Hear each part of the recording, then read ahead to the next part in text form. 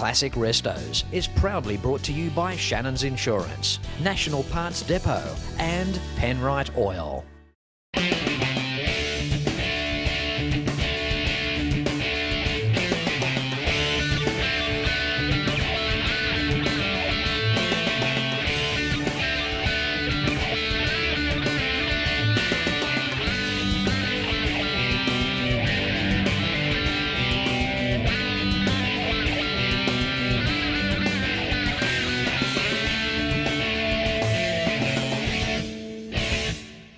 Hello and welcome to another exciting episode of Classic Restos, based in the Detroit area of the United States of America. And of course, it's not possible without the continued support from Shannons Insurance, National Parts Depot, based in the United States, and Penrite Oil. I can't impress upon you strongly enough how important good insurance is. Shannons Insurance are there to help us. Why not pick up the phone and give them a call on 134646. They also have a tremendous website at shannons.com.au. There's promotions there. There's often trips where you can travel overseas, and you can also sign up and become a member of the Shannons Club. National Parts Depot are also based here in the United States of America and are proud sponsors of Classic Restos. When it comes time to rebuilding your classic GM and Ford American car, National Parts Depot is very hard to beat. They have a 3 million part inventory waiting to assist you, and they ship to Australia and New Zealand every day of the week. To find out more information, check them out at npdlink.com.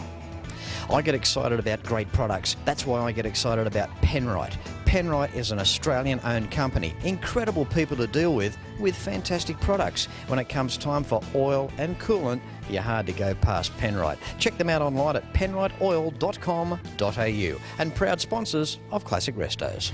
And on today's show, I've travelled around 2.5 hours from Detroit to a place called Hickory's Corner here in Michigan to the Gilmore Car Museum. Come with me now as we take a step back in time to appreciate the efforts and the passion of Donald and Genevieve Gilmore.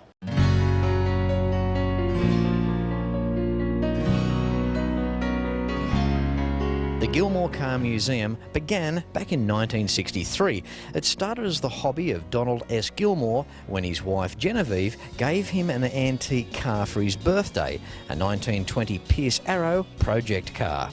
With the help of some friends, the car was placed under a tent and a full restoration followed. The hobby soon grew into a collection of over 30 automobiles. Mr. Gilmore purchased 90 acres of farm property and had several historic barns dismantled piece by piece and moved to the site.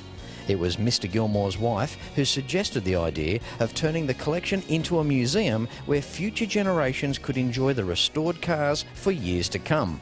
Today the site includes 8 historic barns, a recreated 1930s service station, a small town train station, and nearly 3 miles of paved roads. It isn't uncommon for the guests to catch a glimpse of one of the vintage cars or the authentic London double-decker bus. The Gilmores established a non-profit foundation and opened the museum to the public for the first time on Sunday, July 31st, 1966. Donald Gilmore passed away in 1979 and Genevieve in 1990, but the legacy they began continues to grow.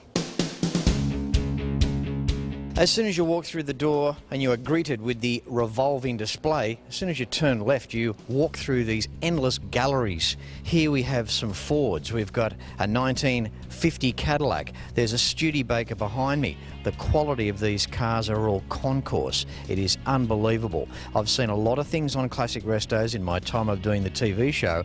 This, my friends, is up there with the very best.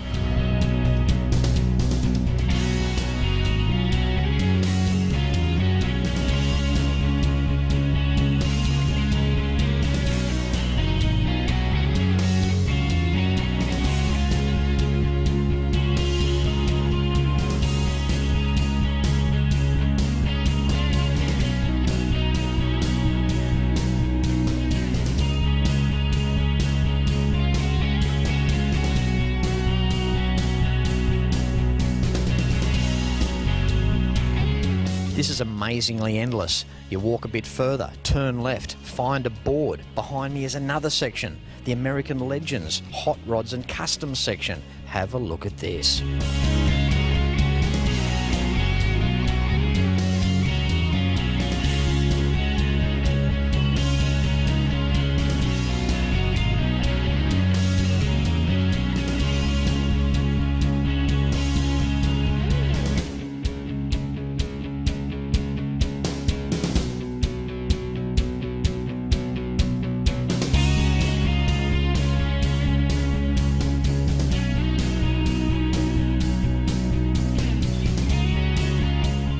How amazing is this? You walk out of one gallery and across the street you're faced with a Ford dealership replicated back to the 1920s.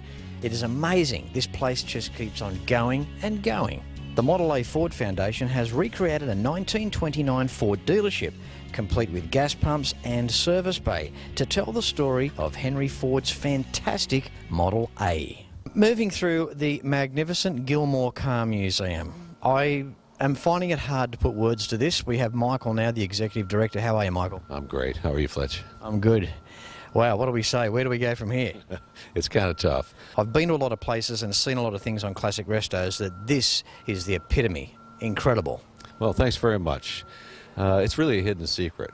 A lot of people don't know about this place, but all I have to do is get them here one time, and that's all it takes. All the museums are fantastic, but I think what's incredible with the Gilmore is the way that it's spread out and just multiple barns and, you know, just different allocated areas for so many different things. We've got the fuel station, we've got a diner, we've got beautiful property. I mean, the list goes on and on and on. We have some of the most marvelous car shows you've ever seen in these grounds. They can be big, they can be small, they can be any size at all, but we have great fun here every year. You've said that line a few times before, haven't you, Mike? I sure have. Now, this particular barn we're standing in here, just tell us a little bit about the history here. Well, this came from a mint farm about 60 miles away, and this farm produced all the mint for Wrigley Spearmint gum, which many people are familiar with. It's very historic. I think it was built in the 1880s, and it still survives today. And I think what's in it now is better than hay any day. Who would have ever thought years ago that the old chewing gum factory would have been turned into a preservation house for these marvellous cars? Well, why not, Fletch? Why not? No better use. Michael, when people come to the Gilmore Car Museum, what can they expect to see? Our collections are really diverse and really eclectic. We focus primarily on American automobiles, but there's a little European as well. We have the Classic Car Club of America Museum here, which includes just about everything. We decided some time ago that if we focus just in one area, we can do that very well. Where do all the cars come from? Well, most of the cars are owned by the museum. The majority are. We have special exhibits where we have a lot of cars here on loan, which we have right now with the traditional hot rod and customs exhibit. We have loaned cars for our Hudson exhibit, and for those special exhibits, people are more than happy to loan their cars. Otherwise, most of the cars belong here to the museum.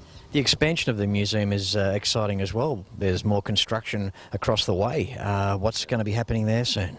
Right there, that's the new Lincoln Motor Car Museum, and across the street from that, breaking ground this month, will be the new Cadillac LaSalle Museum as well.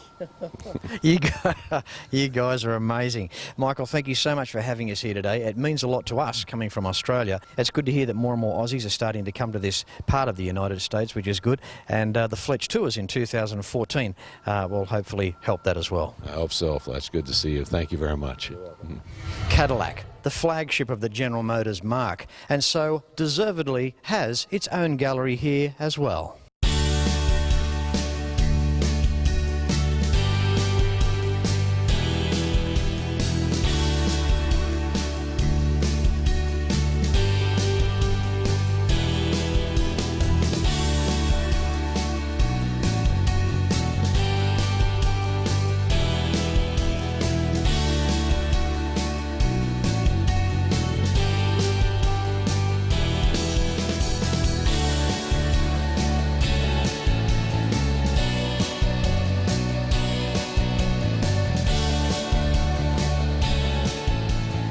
Hope you're really enjoying today's episode of Classic Restos here at the Gilmore Museum in Michigan, United States of America. Of course, thanks to Shannons Insurance, Penrite, Oil and National Parts Depot. Stay in your favourite chair. We'll be back with more after this.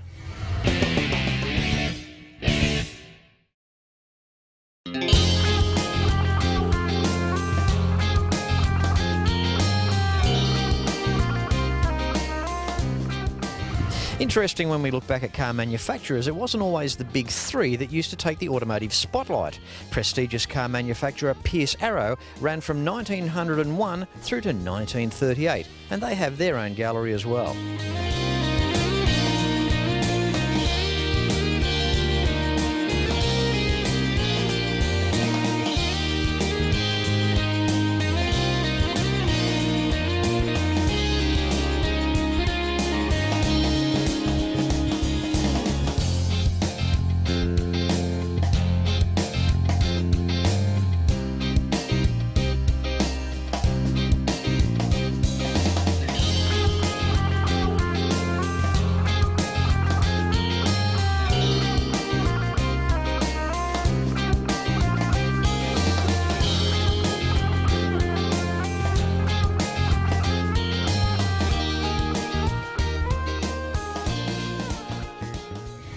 Moving through, got one of the guides now. We've got Dave. How are you, Dave? Just fine, Fletch. That's good. Now, this is another barn here. What's in here? Again, simply amazing. This is one of your favourite cars. Do you want to tell us why? Well, this is the classic Car Club of America barn, and this is one of my favorite cars. This is a Mercedes 1938 540K, and it has a unique history. Back in 1938, it was bought or issued to or whatever to somebody in Germany.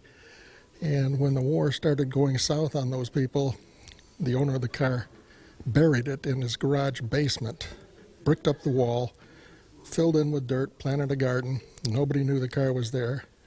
When the Russians came in and occupied, they didn't know the car was there.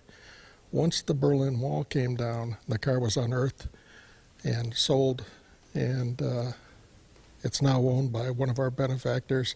And it's been totally restored. It's the only one in existence of this model, and it's worth a lot of money.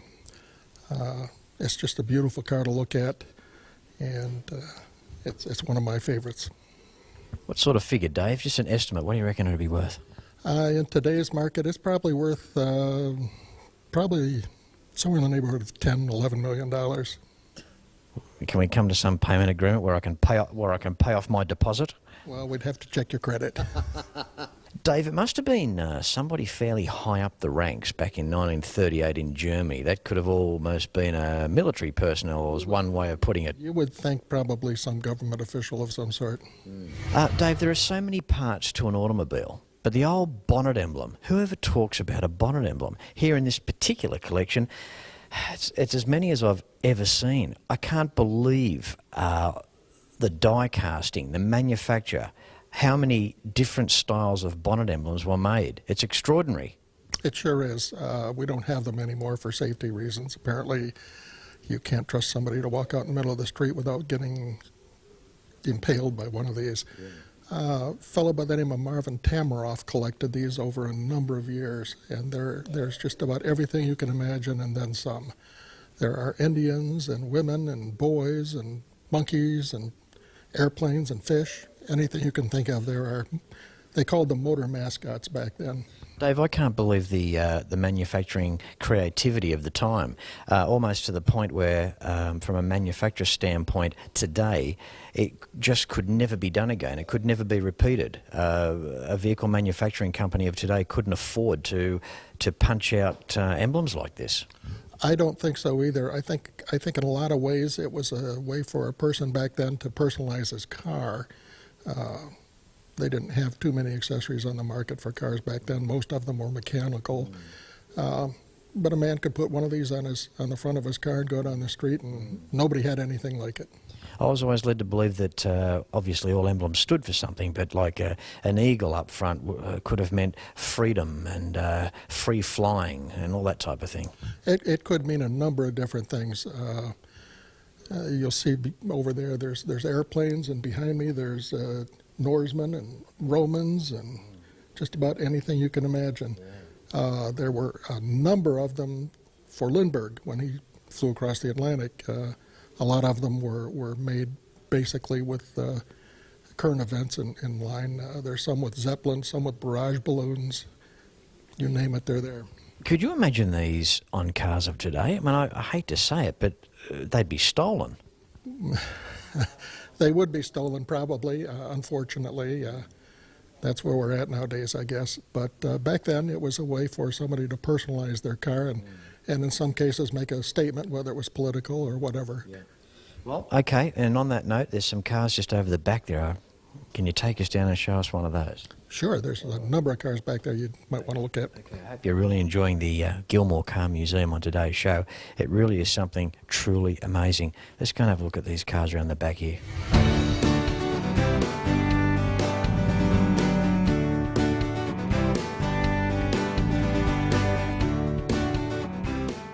You run out of words and lines and, what do you say, sentences to describe cars like this, all under one roof. It's hard to do. I've probably been in here 150, 200 times, and every time I come in here I see something different.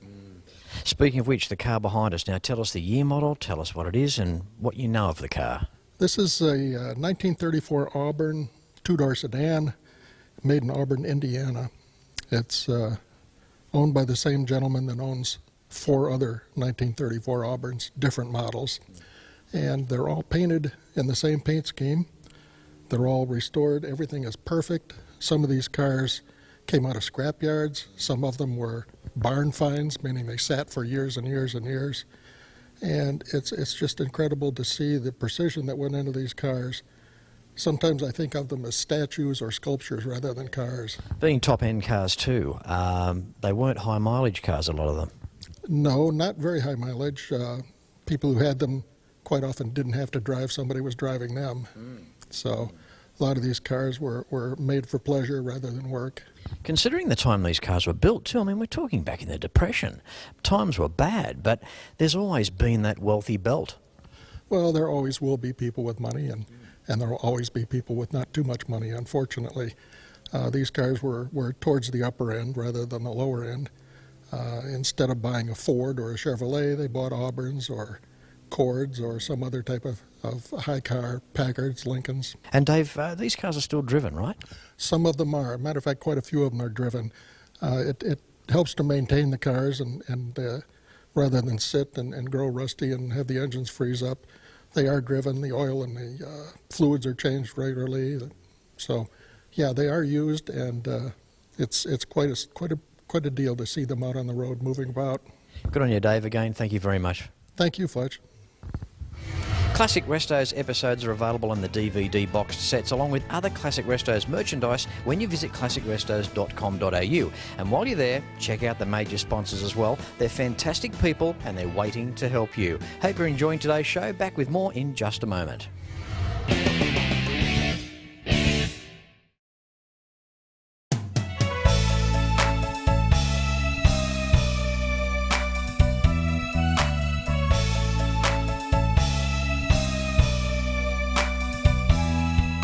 Getting around the Gilmore Car Museum, and how cool is this? They have their own diner. Formerly the Blue Moon Diner, built in 1941, transported here in 2004.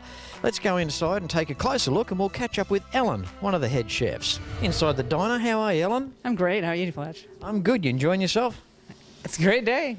Yeah, beautiful outside, great customers. Absolutely. You work in a tremendous place. To think that it's an authentic diner back in the day, 1941, how cosy is it? Oh, yeah, it's great, especially on a rainy day when you got the soup and chili going, and, you know, it's just a great ambiance in here because on restoration, they really didn't play with a lot of stuff. They left the floor, they left the tile, of course the linoleum in the back that we trip over all the time. No, I'm just kidding. But seriously, all the appointments are original as could be, and we even have folks going back to the restrooms, and little do they realize that the windows are wide open. They can see, and they're just for exhibition in the phone booth. But it's a pretty cool place, and it brings you back in time. Back in 1941, would this have been an above-average size diner? Because they used to make them pretty small, didn't they? Yeah, I mean, they started off in boxcars, I think, diner. But I would say that this is a pretty good size. But don't forget, they probably had storage out back, and they probably had coolers out back, and then really not sure how much room they had here for storage. So, as you can see, it's a pretty tight space. So we're lucky that we have storage downstairs, and it's about the same size as a... What I love the Art Deco styling, man. As you said, the original tiles on the floor. And how cool are these little stools here? I know, they're great. The only thing they're missing is a back, but I don't know when those came about. I mean, basically, you think of a blue plate special, and it's a meat and it's 3 vegetables. And basically you want people to come in, sit down, eat, and leave, so you can keep the flow. So we don't want to make it too comfortable, but it was really sort of made for, you come in, you sit, you have your lunch, you have your coffee, and you go back to work, and you have your blue plate special or whatever, your breakfast. Certainly has a feel all of its own. Do you know what part of the United States it was actually in operation? It was in Connecticut, Meriden, Connecticut, and for many years, and then it was sort of sitting idle for many years, and then taken to Cleveland for restoration. The rest of it was done here, and a lot of it was done by volunteers as well. So it's a group effort kind of thing here. Well, may I thank you on the behalf of keeping the tradition alive, Alan. You're doing a wonderful job here. The staff are awesome. The food's great. Coffee's good. What more could you want? Hey, it's a diner. It doesn't have to be diner foods necessarily taste bad, So we were trying to make a lot of house-made stuff here and put our 2 cents into the food, and we love it. I'll let you get back to making milkshakes. Good on you, Alan. Hey, thanks a lot. Nice to see you, Fletch.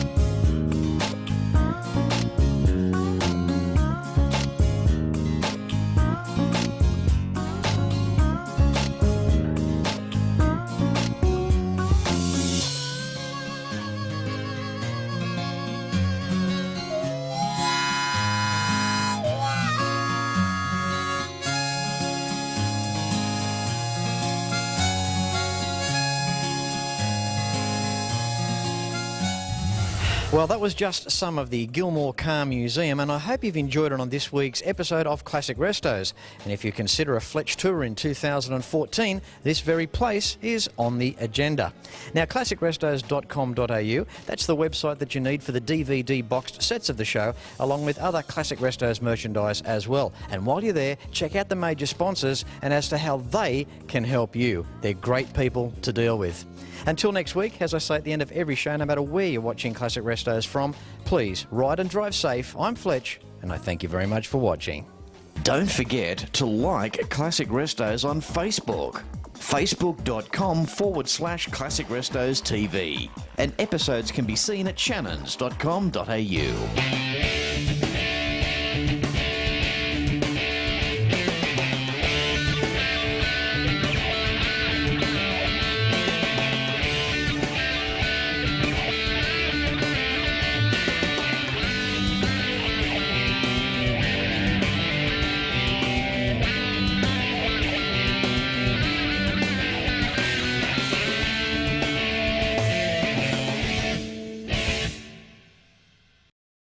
Classic Restos is proudly brought to you by Shannons Insurance, National Parts Depot and Penrite Oil.